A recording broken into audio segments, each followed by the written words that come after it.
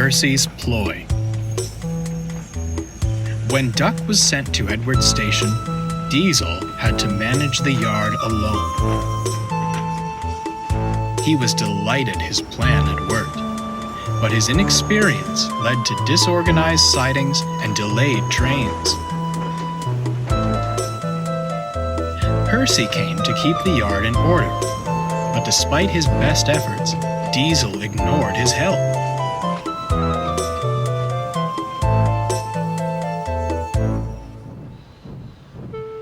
"He's awful," Percy complained.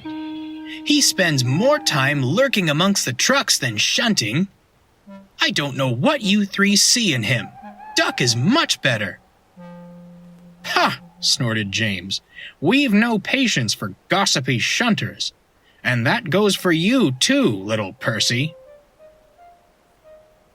Percy said no more, but decided it best to keep a watchful eye. The first train of the day is Henry's stopping service, followed shortly by Gordon's Express. One morning, Diesel put the coaches for these trains at the wrong platforms.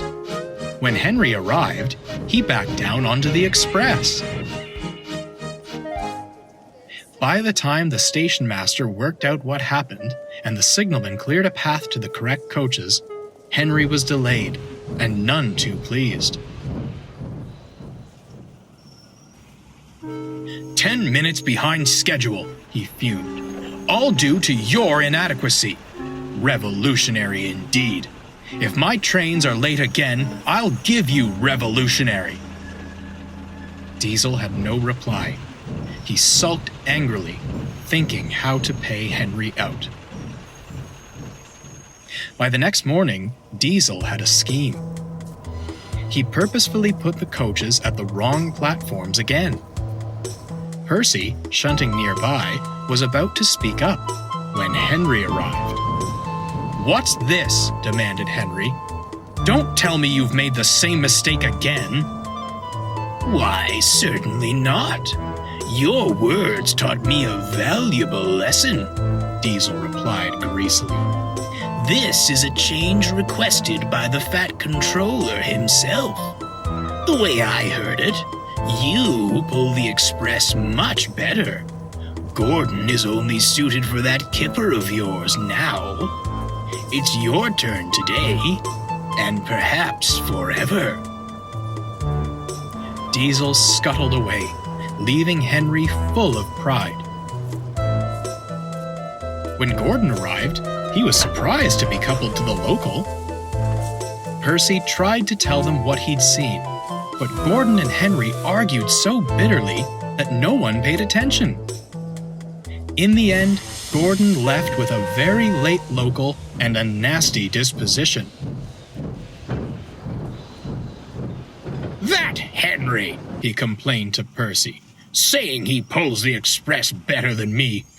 On what railway is that true? My passengers have never once complained. And to suggest I'll be pulling the flying kipper, oh, it's disgraceful. Where did he get such an idea?" "From Diesel," retorted Percy. "I tried to tell you earlier." "You silly big engines," scolded Percy. "Diesel made you act horrid to Duck, and now you're being horrid to each other. Sit around and moan if you'd like, but I've had enough." Percy stormed away, leaving Gordon with much to think about. Soon, Percy had devised a scheme of his own and was chatting with the trucks. "You know," he began, "I've heard something rather interesting." Tell us, begged the trucks. "Diesel thinks you're easy to push around. He says he's got you following his every command." The trucks were furious. "Someone should show him a thing or two," smiled Percy, and he scampered off. The trucks began plotting at once. Someone was going to be them. The next day, Diesel shunted the coaches for the first 2 trains and was readying James's slow goods. The trucks began giving him trouble. "Come on, you wretched things," he growled. "Move!" "As you wish," they laughed. As they crossed the junction points, it happened. The truck surged back and pushed Diesel off the rails.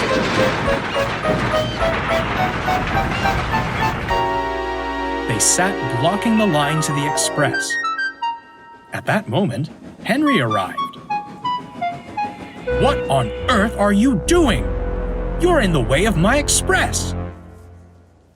Sir Topham Hatt came to see what the matter was.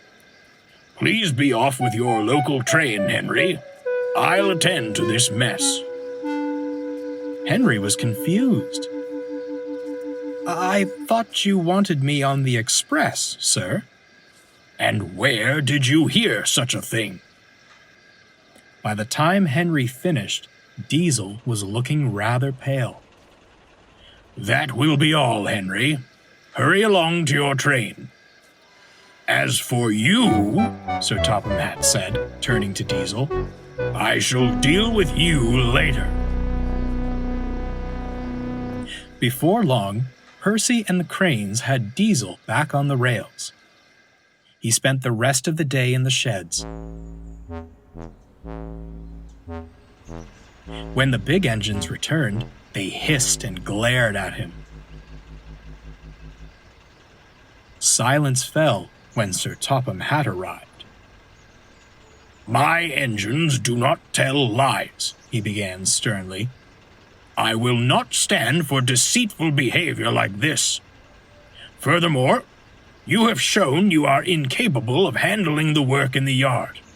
I am most disappointed. You will leave this railway at once." Without another word, Diesel squirmed away.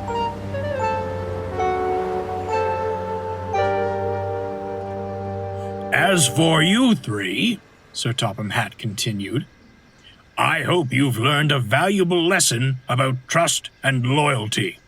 I don't expect my engines to believe unfounded claims. At least one engine saw sense. Although I don't approve of your methods, Percy." He trailed off. Percy blushed.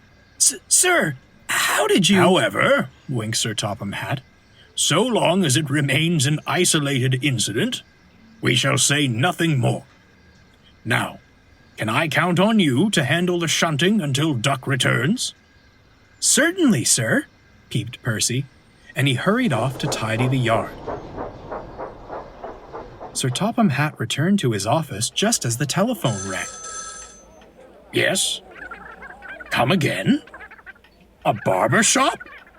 Gracious goodness me! I'll be there right away." But I'll say no more, or I shall spoil the next story.